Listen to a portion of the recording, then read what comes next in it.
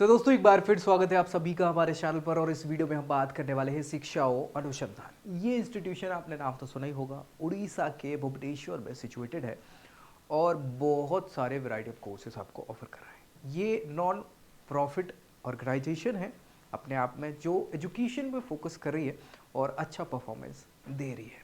Basically law के courses भी ये ऑफर करा रही है, इसके अलावा बहुत सारे कोर्सेज ऑफर करती है। तो हम बात स्पेशली लॉ की करने वाले हैं। क्या कैसी चीज़ें आपके लिए ये बेहतर है कि नहीं है, क्या करना चाहिए, कैसे एडमिशन मिलेगा, कौन कौन से कोर्सेज है, फीस स्ट्रक्चर क्या है, कितनी सीट है, कैसे प्लेसमेंट के रिकॉर्ड है, फैसिलिटीज़ क्या प्रोवाइड कराते हैं, प्रोज कॉन्स, बच्चों के रिव्यू, वो सभी चीज़ें जो जानना ज़रूरी है एडमिशन लेने से पहले हम डिस्कस करेंगे, ताकि फैसला आप खुद कर पाएँ अपने आप।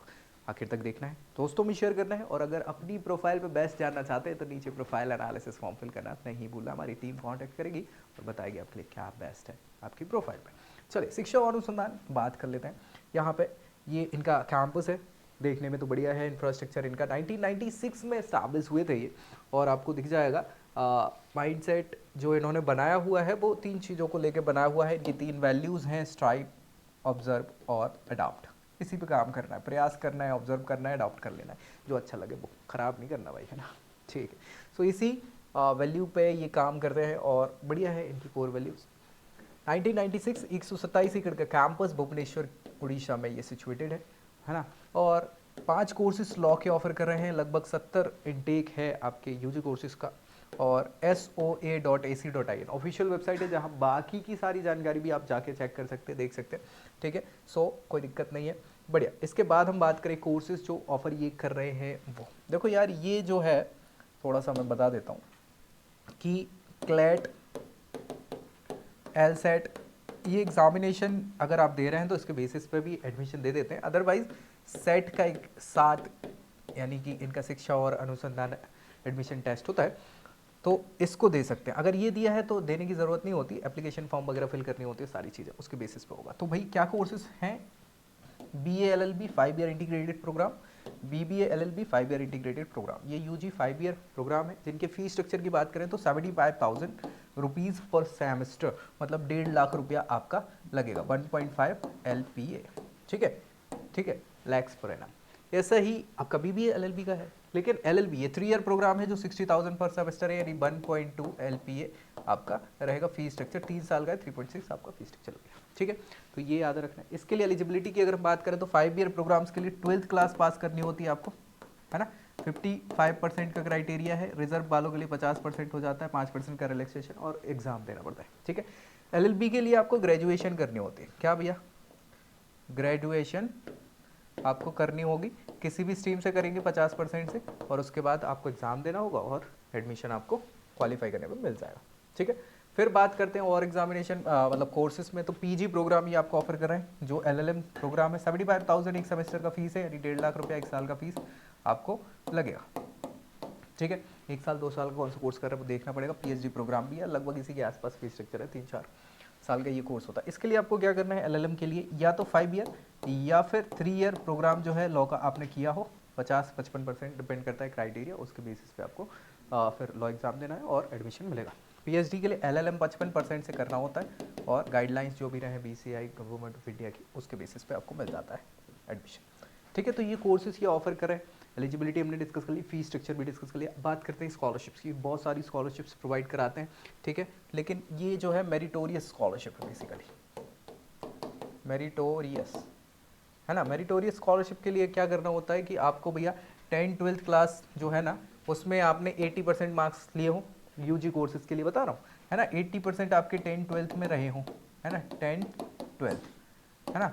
इसके अलावा आप जब पढ़ाई कर रहे हैं तो सेमेस्टर में भी आपके कोई बैकवर्ड मतलब बैकलॉग्स नहीं होने चाहिए, है ना।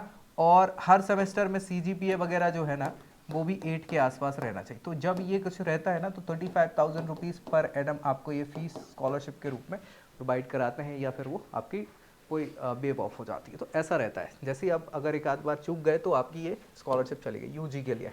ठीक है, तो ये प्रोवाइड करा दे। और भी जानकारी के लिए वहीं जा सकते हैं, अच्छे से और बता देंगे। प्लेसमेंट्स की बात करें तो प्लेसमेंट जो है एवरेज 6.5 का इन्होंने बताया, वो मैं आपको बताऊं, मुझे जो लगता है वो 4 LPA के आसपास का है, लेकिन ठीक है, देख लेना एक बार, ऑफिशियल वेबसाइट पे लिखा हुआ। और हाईएस्ट 46 LPA जो है वो अदर, मतलब जो टेक्नोलॉजी का कोर्स है ना, उसमें गया था CS के लिए।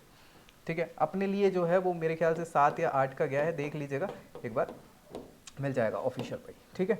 कई बार ये सच्चाई बताते नहीं है, वो अलग चीज़ है। फैसिलिटीज़ में बहुत सारी आपको मिल जाएंगी देखने को, जैसे health care facilities on campus, आपको अगर कोई दिक्कत होती है तो भाई वहाँ है व्यवस्था। बाकी बहुत ही इमरजेंसी केस है तो हॉस्पिटलाइज आपको करा जाएगा। लैब वगैरह जो है ताकि आपको रिसर्च वर्क के लिए थोड़ा सा सपोर्ट मिल जाए। स्पोर्ट्स फैसिलिटी आपको देखने को मिलेगी, कैंपस बढ़िया, इंडोर आउटडोर सारी गेमिंग फैसिलिटीज़ स्पोर्ट्स की मिल जाती हैं, तो क्लब्स वगैरह हैं तो बच्चे खेलते कूदते रहते हैं। ट्रांसपोर्टेशन की व्यवस्था है ही इनके लिए।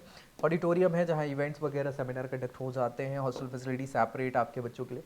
हॉस्टल कैफेटेरिया है जहाँ पे आप क्या कर सकते हैं, है ना, फूड फैसिलिटी वगैरह आपको मिल जाती है। लड़ाई झगड़े मस्ती मजाक सब वहीं चलता रहता है, तो ये चीज़ें आपको मिल जाती फैसिलिटीज़ के तौर पे। इसके अलावा प्रोज में अच्छाइयों की बात कर ले तो अच्छाइयाँ कुछ ऐसी हैं कि भैया इनका ट्रेडिशन और क्वालिटी, ये NIRF में भी बहुत बढ़िया परफॉर्म कर रहे हैं।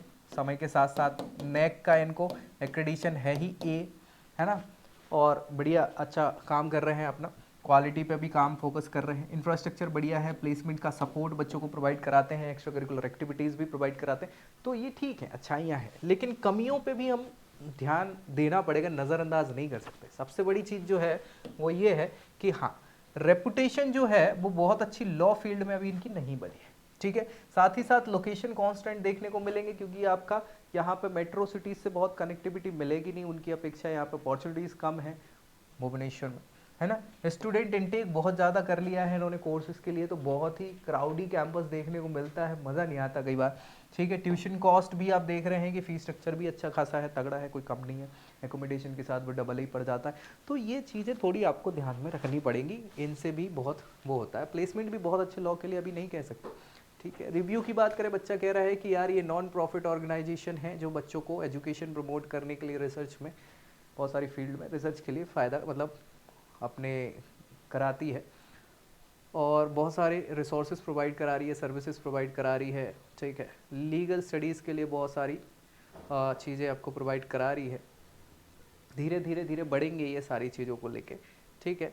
मतलब बहुत अच्छे तो रिव्यू नहीं दिए हैं, लेकिन चल जाएगा, क्या कर सकते हैं। अब भाई कोई ऑप्शन आपके पास नहीं है तो देख लेना, अदरवाइज ऑप्शन बहुत होंगे, बस आपको पता नहीं होंगे। अपनी प्रोफाइल पे अगर जानना चाहते हैं कि क्या बेस्ट होगा आपके लिए, तो नीचे प्रोफाइल एनालिसिस फॉर्म मिल जाएगा, उसको फिल करना है, दोस्तों में शेयर करना है, हमारी टीम कॉन्टैक्ट कर लेगी, आपको बताएगी आपके लिए क्या बेस्ट है। सो फिलहाल इस वीडियो में इतना ही, अगली वीडियो में अगली जानकारी के साथ मिलेंगे, तब तक के लिए जय Hind. I hope you like this video. For more such videos, keep watching our channel. And do not forget to like, share and subscribe.